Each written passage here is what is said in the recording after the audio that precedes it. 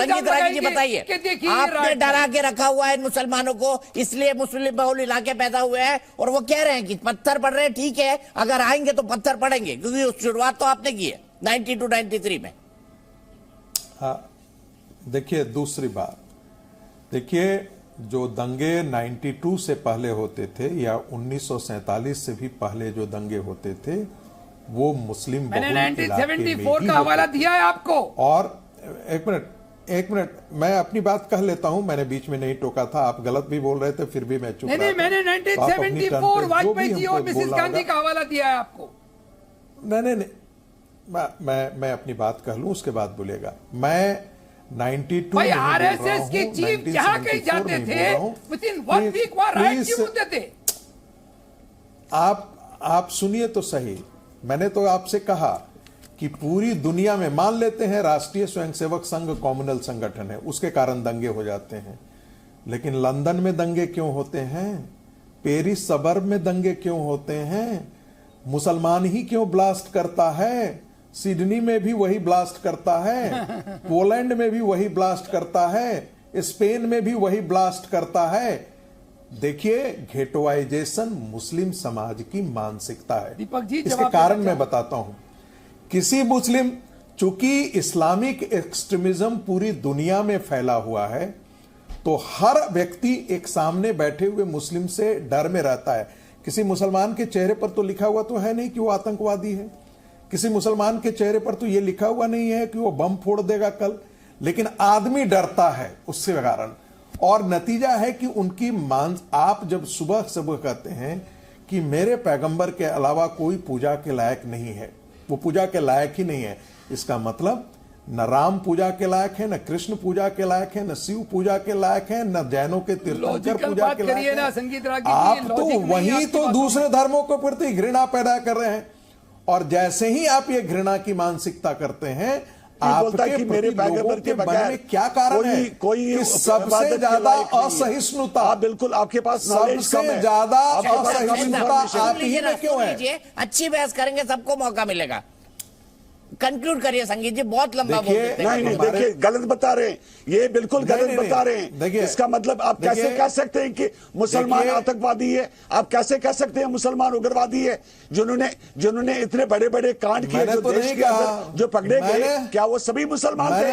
आप किस तरह एक कम्युनिटी के ऊपर इल्जाम लगाते हो? ना आपको ए का पता है, ना आपको बी का पता है, ना जेड का पता है आपको। और कहां पर, किस कानून, किस मजहब में ये लिखा है, किस कुरान में ये लिखा है कि खाली आप जो इबादत है मुसलमान कर सकता है, कुरान की कर सकते हैं और किसी की? कहां हमारे मजहब में लिखा है? ना आपको ए का पता, ना जेड का पता। टेलीविजन पे आ गए आप डिबेट करने, क्या बात है यार, क्या तमाशा है आपका? और दूसरे के सेंटिमेंट्स के साथ खेल रहे हैं आप पूरे जो हिंदुस्तान के मुसलमान हैं उनके सेंटिमेंट्स के साथ आप खेल रहे हो। आप बहुत बड़े जाहिल और गधे हैं। आप बहुत बड़े मूर्ख हैं जो बीच में आकर के बोलना शुरू कर देते हैं। आप बहुत बड़े गधे हैं, गधे और जाहिल आप हैं। इस्लाम में सुनिए, जाहिल हैं, संगीत यही जाहिलियत है, मुसलमानों की यही जाहिलियत है, इसलिए जाहिल हो तुम। आप मुसलमानों के ऊपर इल्जाम लगाते हैं। तुम एक गली के बेहूदे। मैं काटूंगा प्लीज संगीत रागी जी, मैं दोनों को हटा रहा हूँ। अतिकुर रहमान जी आ जाइए। अतिकुर जी, मेरे से पहला और सीधा सवाल आपसे है। चलिए मान लिया यहाँ आरएसएस और बीजेपी करा रही है, मान लिया हमने सब कुछ। भाई अफगानिस्तान तो एक इस्लामिक मुल्क है ना, वहां पर प्लेन पर लटक कर मुसलमान ही मुसलमान को क्यों मार रहा था? इसका एक लॉजिक बता दीजिए। मैंने आपके सब तर्क मान लिए, आरएसएस करा रही है, बीजेपी करा रही है, डराती है, दंगा कराती है। अफगानिस्तान में आरएसएस बीजेपी कराती है क्या? जब मुसलमान प्लेन पर लटक के टंगता है और गिर जाता है अच्छी जिंदगी की चाहत में, बताइए अफगानिस्तान में कौन बीजेपी आरएसएस है? जी वेरी गुड दीपक जी, अफगानिस्तान पाकिस्तान जो कि फैक्ट्री है टेररिज्म की, ये फैक्ट्री ऑफ टेररिज्म बनाई कोल्ड वॉर पीरियड में अमेरिका और रशिया ने। आप हिंदुस्तान के मुसलमानों की बात की रही है ना? गजब बात है। अगर आप यहाँ तो बीजेपी आरएसएस है, वहाँ बीजेपी आरएसएस है क्या? पाकिस्तान अफगानिस्तान में क्यों मारते हो वहाँ मुसलमान को? मुझे इसका जवाब दे दीजिए। मुझे सिर्फ जो इसका जवाब दे रोल- दीजिए, क्यों मारते हैं जो रोल- मुसलमान को पाकिस्तान और अफगानिस्तान में? बम फोड़कर, बंदूक फोड़कर, मिसाइल फोड़कर, कुछ भी अरे फोड़कर। जो रोल आरएसएस हिंदुस्तान में अदा कर रहा है, वो वर्ल्ड स्टेज के ऊपर अमेरिका अदा कर रहा है। अच्छा, पूरा टेररिज्म यहाँ पे आरएसएस जिम्मेदार, वहां पे अमेरिका लेकिन जिम्मेदार। मेरा सवाल अतीक ये भाई, है संगीत इतने रागी जी इतने से- इतने मेरा स्कॉलर सवाल आदमी ये है हैं आप, संगीत रागी- जब आप ये तर्क दीपक जी, आप देंगे। कंप्लीट नहीं करने अच्छा, देंगे ठीक है, तो ठीक है, कैसे तो चलेगा? अमेरिका को मारिए आप ना। संगीत 9/11 रागी जी को चलिए, मैंने please मान नहीं लिया कहते। अमेरिका जिम्मेदार है। आपने 9/11 मार दिया, पर अफगानी को क्यों मार रहा है, मुझे बता दीजिए। पाकिस्तान को क्यों मार रहा है? शिया सुन्नी को क्यों मार रहा है? अहमदिया उस दूसरे को क्यों मार रहा है? मुझे बताइए वहां पर ना। एक शिया देश, एक सुन्नी इंडियन देश है, ये कॉन्स्टिट्यूशन क्यों है? जैसी कोई चीज नहीं भाई, है। इस्लाम तो एक ही है ना, तो एक शिया है, एक सुन्नी है, ऐसा क्यों? बताइए ना। अरे क्योंकि हिंदुस्तान का मुसलमान इस अब हिंदुस्तान पर आ गए, क्योंकि आपके पास जवाब नहीं है उसका। अफगानिस्तान आप आ गए ना, तर्क पे नहीं जाएंगे, तर्क पे नहीं जाएंगे आप, संविधान, क्योंकि आपको पता है आपके पास तर्क नहीं आती। भाई अरे तर्क की बात आप पूरी तो करने दें। करिए। क्या इंडियन मुस्लिम रेडिकलाइज्ड है? बिकॉज ऑफ दैट रीजन संगीत रागी जो इल्जाम दे रहे हैं कि कुरान में पढ़ाया जा रहा है टेररिज्म, क्या वो हकीकत है?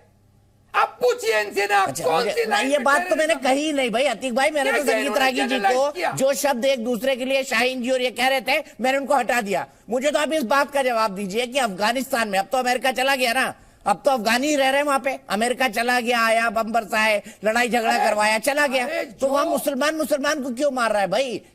सीरिया में मुसलमान को क्यों मार रहा बाबा, है? उनके पास मैं इराक हमारा वॉर कवर संविधान करके आया हूं, नहीं है। मुझे बताइए वहां मुसलमान को क्यों मारता है? is guided by the Indian Constitution.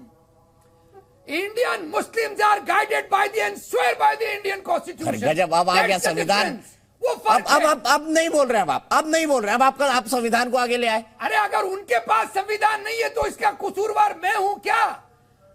हाँ, हमारा सर, मैं एक बात बताऊं, अतीक भाई एक बात सुन लीजिए मेरी। संविधान की पाकिस्तान क्या बना हमारी किस बिना पर सरकारें बना? संविधान की सुरक्षा करती है। अच्छा, आप देखो, जब कोई तर्क ना रहे तो भारत का संविधान, ऐसी कस्में खाते हैं। मेरा सिर्फ एक बड़ा सीधा सा सवाल है कि जिन लोगों ने पाकिस्तान मांगा। दीपक जी, संगीत रागी जी रुक जाइए, और मैं आपको दीपक जी, बोलूंगा मुझे बड़े बोल- खेद के साथ, आप बड़े विद्वान हैं, लेकिन प्लीज किसी के लिए भी ऐसी भाषा का इस्तेमाल नहीं, अच्छा नहीं लगता। अतीक भाई, मैं सीधे आपसे एक सवाल पूछता हूं, और बड़ा लॉजिकल सवाल है। पाकिस्तान को लेकर एक वोट डिवीजन हुआ ना 1947 में पाकिस्तान बनाने के लिए वोट हुआ। भारतीय मुसलमानों ने वोट किया पाकिस्तान के फेवर में। क्या सब जा पाए? नहीं जा पाए। क्या आपने दिल से स्वीकारा वहां न जाना? नहीं स्वीकारा। और आज भी जो है आपके अंदर है, आपको अरे आप अगर कैसे कह सकते इंडियन हैं मुसलमान दीपक की जी? कोई भी बात होती है ना, आप तो आप कैसे कह सकते ओआईसी हैं को दीपक ताकते जी? हैं, ओआईसी को ताकते हैं आज जी। और फिर पाकिस्तान जाता है, ओआईसी भाई, में एक स्टेटमेंट OIC के दिलवाता लिए है मेरा कि भारत clear में मुसलमानों message पर है। अत्याचार हो रहा है। मुझे बताइए, अतीकुर रहमान पर आज तक क्या क्या अत्याचार हुए, एक लिस्ट दे दीजिए मुझे, मैं समझ जाऊंगा कि भारतीय मुसलमान पर अत्याचार हो रहा है।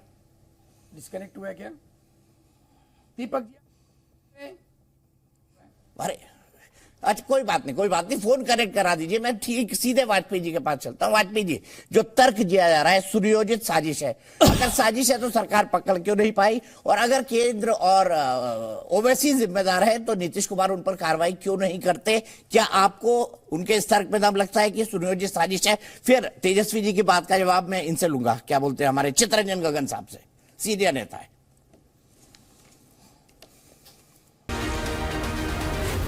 जी न्यूज।